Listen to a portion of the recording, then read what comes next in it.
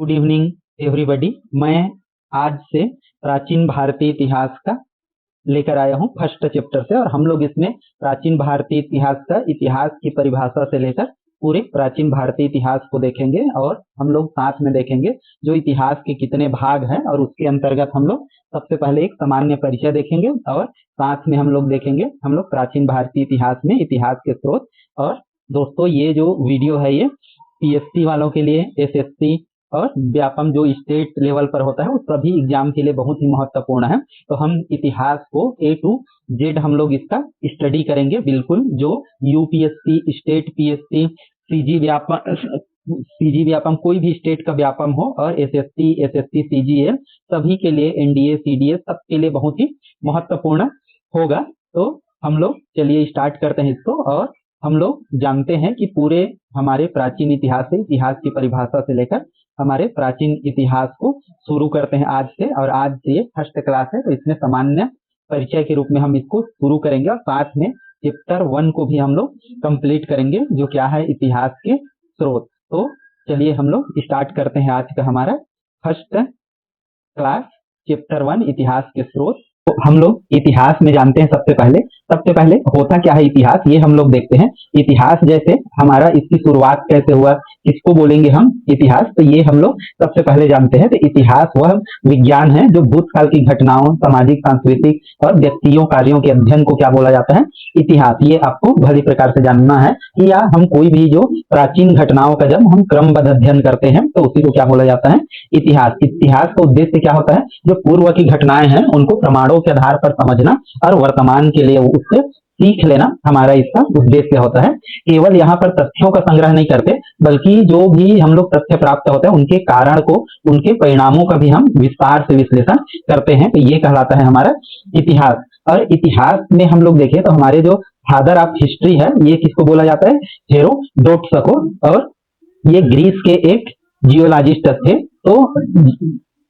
तो इसको हम लोग क्या बोलते हैं, हमारे इतिहास के जनक बोला जाता है। उन्होंने पर्सियन युद्धों का भी क्या किया था, व्यवस्थित और प्रमाणित आधारित विवरण प्रस्तुत किया था, और इसलिए उन्हें क्या किया जाता है, विश्व इतिहास का जनक बोला जाता है। तो आपके लिए बहुत महत्वपूर्ण एक बिंदु होता है क्या, हेरोडोटस मतलब ये कौन है, तो विश्व इतिहास के इसको क्या माना जाता है, जनक के रूप में माना जाता है। अब यदि हम लोग देखें कि जो इतिहास है हमारे, उसको इतिहास को हम लोग देखें तो मुख्य रूप से हम लोग 3 भागों में बांटते हैं इतिहास को। सबसे पहले हम लोग देखते हैं कि किन भागों से बांटते हैं, कि सबसे पहले आता है प्राचीन भाग, जो मानव सभ्यता से प्रारंभ होकर कहां तक के माना जाता है, 750 ईस्वी, यहाँ तक को क्या माना जाता है, प्राचीन इतिहास के रूप में माना जाता है। तो आपको समय ध्यान रखना है, जितने भी मानव सभ्यता हुआ, मतलब मानव का क्या हुआ, जन्म हुआ, वहां से लेकर 750 ईस्वी तक के समय को क्या बोला जाता है, हमारा एंशिएंट हिस्ट्री बोला जाता है। इसमें मुख्य विषय रूप में देखेंगे तो प्रागैतिहासिक काल, मतलब इसमें जो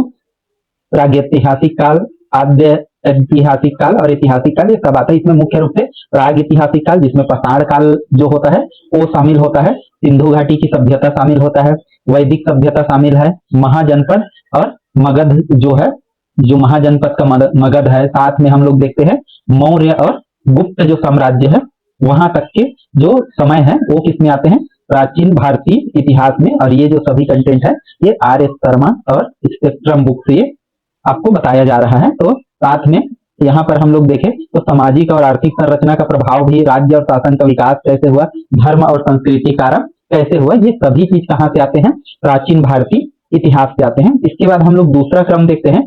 तो जो दूसरा क्रम है हमारा वो किसका है, मध्यकालीन इतिहास का। और ये मध्यकालीन इतिहास का समय यदि हम लोग देखें तो कब से होता है, 750 से 1757, या लगभग इसको कहीं कहीं आपको देखोगे कि 1700 कहाँ तक लिखा जाएगा, 7, या केवल हम इसको मान सकते हैं कि लगभग कहाँ तक, 1700 ईस्वी तक को क्या माना जाता है, मध्यकालीन इतिहास। इसमें हम लोग देखें तो मुख्य रूप से क्या आता है, राजपूत साम्राज्य, दिल्ली सल्तनत, मुगल साम्राज्य और उनके प्रशासन, दक्षिण भारत के साम्राज्य, जो दक्षिण भारत के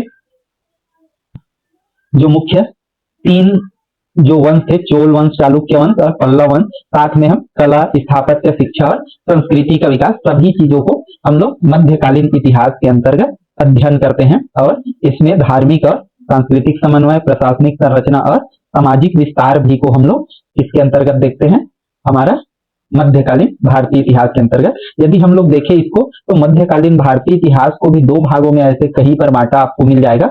एक 750 से कहां तक 1200 तक, और एक कहां से 1200 से लेकर 1700 तक। तो ये 5500 के काल में दो भागों में भी कहीं पर आपको इसको बांटा हुआ मिल जाएगा, उत्तर मध्यकालीन इतिहास और मध्यकालीन इतिहास। ऐसे तो लेकिन आपको जानना है 750 से लगभग 1700 ईस्वी तक ये क्या कहलाता है, मध्यकालीन इतिहास। तो कहीं पर ऐसा भी आपको मिल सकता है 1200 से 1700। हम जब मध्यकालीन इतिहास पढ़ेंगे तो वहां भी हम इसको बिल्कुल डिटेल से अध्ययन करेंगे। और आगे हम लोग देखते हैं कि जैसे इसका आधुनिक काल का इतिहास, तो आधुनिक काल में हम लोग किसको देखते हैं, मुख्य रूप से 1757 ईस्वी, या इसको 1700 भी माना जाता है। 1700 से जो आगे तक का है, मतलब आज तक का है, वर्तमान तक का, उसको हम लोग किसमें लेते हैं, मॉडर्न हिस्ट्री में। जैसे भारत में हम लोग देखें तो ब्रिटिश ईस्ट इंडिया कंपनी का जो आगमन हुआ, उसका शासन हुआ भारत में, स्वतंत्रता जो आंदोलन हुआ, भारतीय स्वतंत्रता आंदोलन, सामाजिक और धार्मिक सुधार, जो जितने भी आंदोलन हुए, धार्मिक आंदोलन वो, और स्वतंत्र भारत का जो इतिहास है, वो सारे प्रमुख चीजें इसमें आधुनिक इतिहास में शामिल होता है।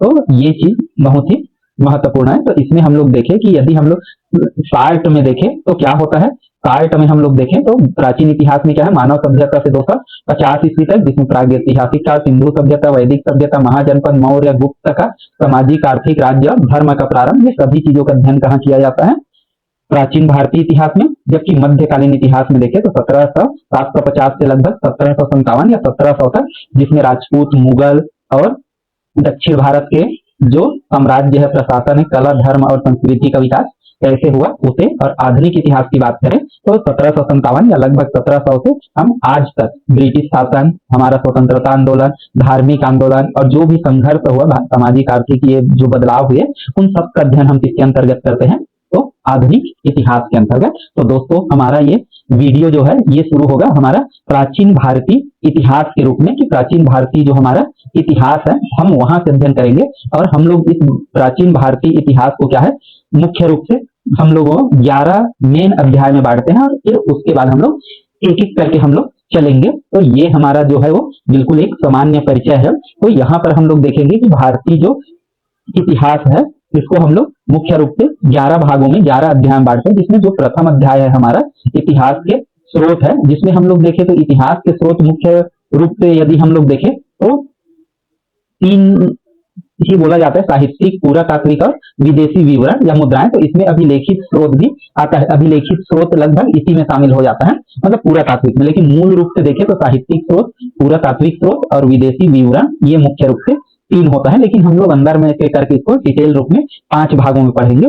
फिर हमारा अगला अध्याय होगा प्राग ऐतिहासिक काल। प्राग ऐतिहासिक काल में हम लोग देखेंगे तो क्या होगा, पूरा पाषाण काल, मध्य पाषाण काल, नव पाषाण काल और ताम्र पाषाण काल। तो इसको भी हम लोग देखेंगे। और हम लोग फिर देखेंगे अध्याय 3 में सिंधु घाटी सभ्यता, जिसमें नगरीय योजना और उनका पूरा डिटेल कैसे पतन हुआ, उनका धार्मिक विश्वास।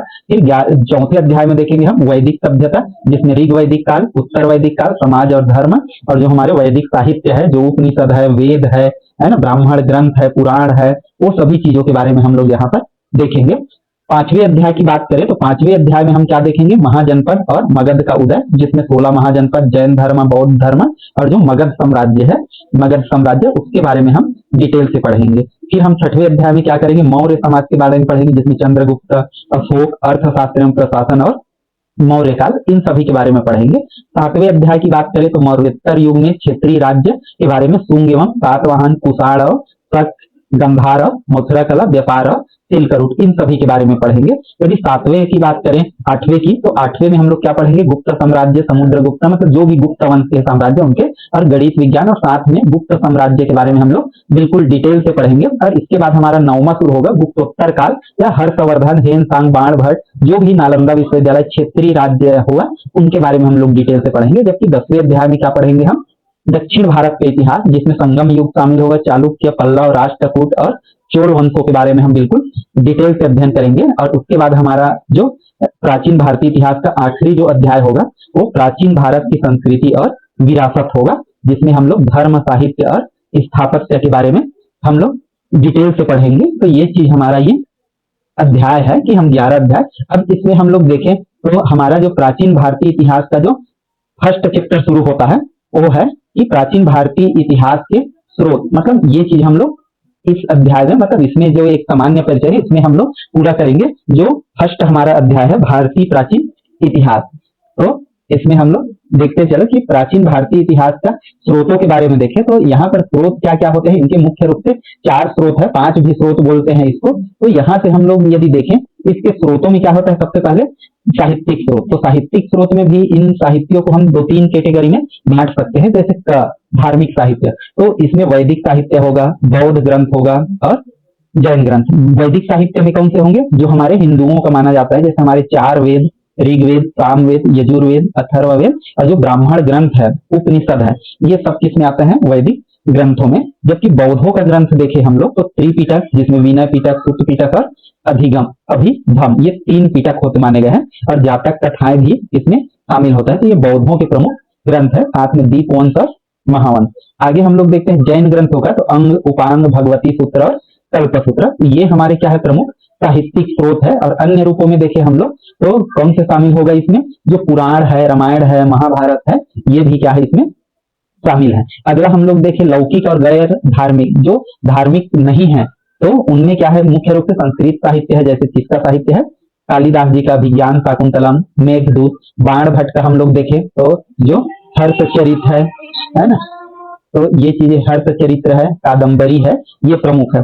प्राकृतिक और अभ्रंश साहित्य के रूप में देखें, ये तमिल संगम के साहित्य जो मिलते हैं, एट्टू तो गई है ना, पट्टू पट्टू, तिरुपुल्लर, ये चीज। संस्कृत नाट्य ग्रंथ देखे तो भाग, शूद्रक और विशाखा दत्त है ना, विशाखा दत्त के मुद्रा राक्षस वगैरह है, ये प्रमुख रूप से है।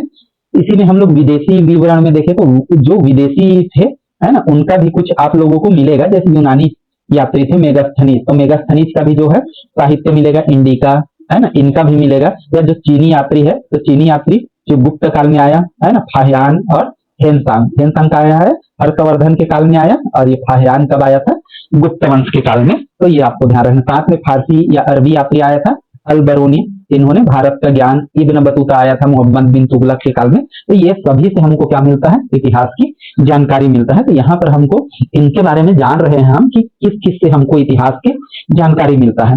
आगे हम लोग देखते हैं पुरातात्विक स्रोत क्या होता है। तो पुरातात्विक स्रोत में हम लोग देखते हैं कि उत्खनन से जो अवशेष मिलता है, जैसे कौन सा मिला, हड़प्पा मिला, मोहनजोदड़ो, लोथल, कालीबंगा, राखी गढ़ी, ये चीज होता है। भीम मतलब पाषाण काल की गुफाओं में देखे तो भीमवेटका है ना, जो मध्य प्रदेश में स्थित है, और बेलन घाटी, नव पाषाण और ताम्र पाषाण संस्कृति में देखे तो मेहरगढ़, चिरान और इनाम गांव, ये सब है। स्थापत्य एवं मूर्ति कला में भी हम लोग देखते हैं। तो स्थापत्य और मूर्ति कला में हम लोग देखें तो जो स्तूप है, ये भी हमारे इतिहास को बताते हैं, सांची का, भरहुत का या अमरावती का है ना। गुफाओं के बारे में देखें तो अजंता की गुफा, एलोरा की गुफा, नासिक की गुफा, ये सभी गुफाएं भी क्या बताता है, हमारे स्थापत्य को बताता है, हमारे प्राचीन समय के बारे में डिटेल से बताता है।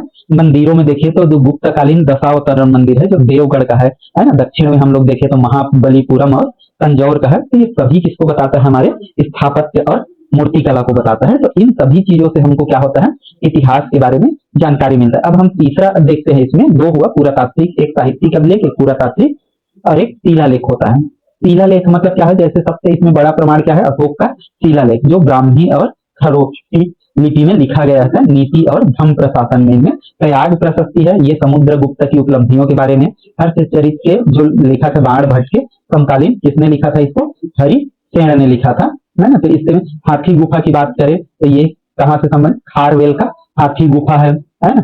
देश नगर अभिलेख है, हीलियोडोरस स्तंभ है, अमरावती व नालंदा की जो अभिलेख है, ये सभी चीजों से हमको क्या है, तो मुख्य रूप से हम लोग देखें तो साहित्य, पुरातात्विक और अभिलेख, ये 3 मुख्य चीजें हैं। लेकिन साहित्य में बहुत सारे चीज आ जाते हैं, तो ये सबको आपको ध्यान रखना है कि हमको कहाँ कहाँ से ये चीज मिलता है। साथ में हम लोग देखें तो इनके अलावा भी क्या होता है, मुद्राएं व सिक्कों से भी हमको ये जानकारी मिलता है, क्योंकि समय समय में चांदी के, शीशे के सिक्के चले, जैसे मौर्य काल में, कुषाण काल में, गुप्त काल में। तो यूनानी शासकों के भी सिक्के हमारे देश में प्राप्त हुआ है, तो उससे भी हमको इतिहास का पता चलता है। जैसे गुप्त काल में क्या हुआ कि स्वर्ण के सिक्के प्रचलित किया गया, समुद्रगुप्त और चंद्रगुप्त द्वितीय की उपलब्धियां रही, ये सोने के सिक्के चलाए थे, स्वर्ण के।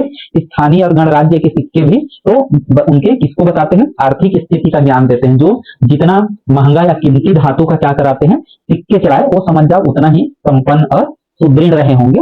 अगला हम लोग और देख लेते हैं फिफ्थ के रूप में, तो इसमें हम लोग पाते हैं वैज्ञानिक एवं अन्य स्रोत। तो इसमें क्या है, शिल्प शास्त्र या वास्तु शास्त्र, खगोल और गणितीय ग्रंथ भी आता है, जैसे आर्यभट्ट का आर्यभट्टी, बराह मिहिर का वृत्त संहिता है ना, आयुर्वेद में चरक संहिता और सुश्रुत संहिता, और साथ में धातु और लोहे का विज्ञान, तो दिल्ली का जो लौह स्तंभ है ये भी माना जाता है कि विशेष है। तो ये सभी चीजों से हमको क्या मिलता है कि प्राचीन इतिहास का हमको जानकारी मिलता है। तो ये चीज हमको ध्यान रखना है। और यहाँ पर हम लोग देखते हैं कि हमें शिलालेख से सबसे अधिक प्रमाणित स्रोत माने जाते हैं जो अशोक के शिलालेख हैं। साथ में मेगास्थनीज की इंडिका है, इसमें मौर्य काल का डिटेल वर्णन है। सिक्के जो है उस समय के आर्थिक और व्यापारिक संपर्क को स्पष्ट करते हैं, जबकि संगम साहित्य जो है वो दक्षिण भारत के सामाजिक, राजनीतिक और आर्थिक जीवन के प्राचीन दस्तावेज है। तो ये सभी चीज हम लोग देखते हैं कि हमारा ये क्या करते हैं, हमारे इतिहास के बारे में कुछ ना कुछ जानकारी जरूर देते हैं। तो इन सभी चीजों को हमको ध्यान रखना है। यदि हम लोग देखें कि स्रोतों के आधार पर प्राचीन भारतीय इतिहास को हम लोग कैसे बांटेंगे, तो हम लोग यहाँ पर देखते हैं जो स्रोतों के आधार पर है प्राचीन भारतीय इतिहास को हम मुख्य रूप से लिखित स्रोत और भौतिक स्रोतों के आधार पर हम इसको 3 भागों में बांट सकते हैं, जिसमें से 3 भागों में पहला जो भाग है प्राग ऐतिहासिक काल, दूसरा हम लोग बोले आद्य ऐतिहासिक काल, और तीसरा को हम लोग बोलते हैं ऐतिहासिक काल। तो प्राग ऐतिहासिक काल और दूसरा को क्या बोला जाता है, आद्य ऐतिहासिक काल, और हम लोग तीसरा को यदि बोले तो तीसरा को क्या बोला जाता है, हमारा ऐतिहासिक काल। तो ये 3 भागों में हम लोग बांटते हैं, प्राग ऐतिहासिक काल, आद्य ऐतिहासिक काल और ऐतिहासिक काल। तो चलिए इसको थोड़ा थोड़ा हम लोग देखते हैं पहले कि प्राग ऐतिहासिक काल क्या होता है। तो प्राग ऐतिहासिक काल उस काल को बोला जाता है हमारा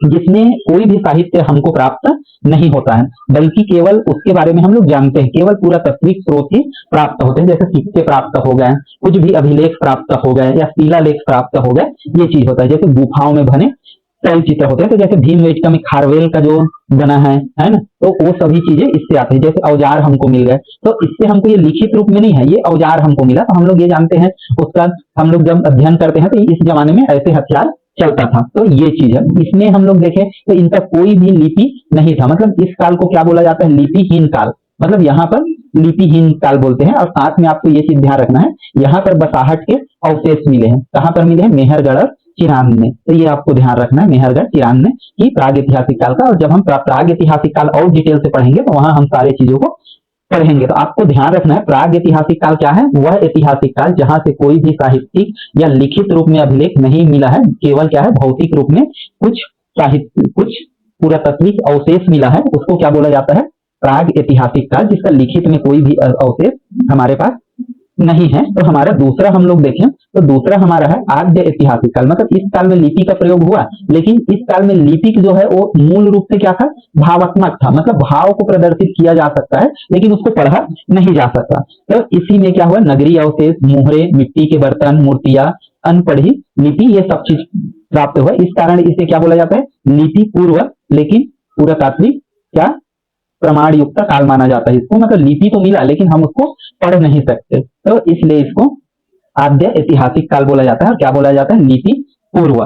तो यहाँ पर लिपि मिला लेकिन भावनात्मक रहा या कुछ चित्र बना दिया गया जिसको पढ़ने में सफलता नहीं मिली। हम लोग तीसरा यदि देखें तो ऐतिहासिक काल। तो ऐतिहासिक काल में क्या होता है, वह काल जिसमें लिपि मिली और जिसको क्या किया जा सकता है, पढ़ा जा सकता है, मतलब हमारे पास उसका प्रमाण मिला है। तो ये चीज क्या कहलाता है, किस काल में मिला, ये ऐतिहासिक काल। इस प्रकार से हमारे साक्ष्य जो है 3 भागों में हमको प्राप्त होता है, जिसमें हम लोग देखते हैं वैदिक साहित्य जो मिला है वो हमको लिखित रूप में मिला है, जैन बौद्ध के जो मिले हैं कल्पसूत्र जैनों का है, त्रिपिटक किसका, बौद्धों का, और वैदिक साहित्य किनका, वैदिक साहित्य में ऋग्वेद जो पुराण है, जो हमारे उपनिषद है, जैसे महाकाव्य रामायण और महाभारत है। अभिलेख की बात करें तो अशोक का शिलालेख है, प्रयाग प्रशस्ति है, सिक्के और स्थापत्य मुद्रित है। तो ये चीज है। तो यहाँ से क्या हुआ, यह काल अधिक स्पष्ट और क्रमबद्ध रूप से ज्ञात होता है, मतलब यहाँ से ऐतिहासिक काल से हम लोग देखें तो जो इतिहास का है बिल्कुल क्रमबद्ध अध्ययन किया जा सका, लेकिन उसके पहले भी क्योंकि हमारे पास लिखित नहीं थे, प्रमाण नहीं थे, तो उसको हम लोग क्रमबद्ध रूप से नहीं कर सके। लेकिन जैसे हमको मिलता है तो वहां पर हम क्या कर सकते हैं, लिखित रूप से वहां से हम प्रमाणित रूप से पढ़ सकते हैं और अच्छे से उनका अध्ययन कर सकते हैं। इसीलिए जो 3 हमारे जो स्रोत मिलेंगे, मतलब कौन कौन से, प्राग ऐतिहासिक काल, आद्य ऐतिहासिक काल और ऐतिहासिक काल, इसमें हम लोग देखें तो इसका क्या है, कोई भी लिखित यहाँ पर प्रमाण नहीं मिला है, केवल क्या मिले हैं, पुरातात्विक रूप से, मतलब कुछ उसका औजार मिल गए, शिलालेख मिल गए, ऐसे लिपि मिला लेकिन ये क्या रहा, अपठनीय रहा। तो जो आद्य ऐतिहासिक काल की बात करें तो उसमें कौन सा आता है, जो सिंधु सभ्यता घाटी है वो किसके अंतर्गत आता है? आद्य ऐतिहासिक काल, इसको प्रोटो इतिहास भी बोले, ऐतिहासिक काल भी बोल देते हैं। और हमारा जो आधुनिक इतिहास काल है वो लिखित और पुरातात्विक दोनों स्रोतों में क्या है? उपलब्ध है। ये कहां से है? हमारा वैदिक काल से। वैदिक काल कब शुरू होता है? तो लगभग 2500 ईसा पूर्व या 3000 ईसा पूर्व के आसपास का जो समय है, वहां से हमारा जो इतिहास है वो क्रमबद्ध रूप से शुरू होता है। लेकिन उसके पूर्व के जो भी समय है उसको हम लोग सही से नहीं पढ़ा पाए या नहीं पढ़ पाए। तो इस प्रकार से ये हमारा इतिहास के स्रोत है दोस्तों, ये हमारा बिल्कुल प्रारंभिक चैप्टर है। तो ये वीडियो आपको पसंद आया होगा तो जरूर वीडियो को लाइक और शेयर कर दीजिए, साथ में चैनल को सब्सक्राइब कर दीजिए। और ये जो हम लोग स्टडी करेंगे उसका पीडीएफ आपको पीजे सर 82 जो टेलीग्राम है वहां पर आपको ये क्लास का पीडीएफ मिल जाएगा। तो वहां से आप इसका पीडीएफ डाउनलोड कर सकते हैं बिल्कुल फिर से। तो हम लोग फिर मिलेंगे, अगला हमारा जो चैप्टर सेकेंड है प्राग ऐतिहासिक काल के साथ। तब तक के लिए धन्यवाद।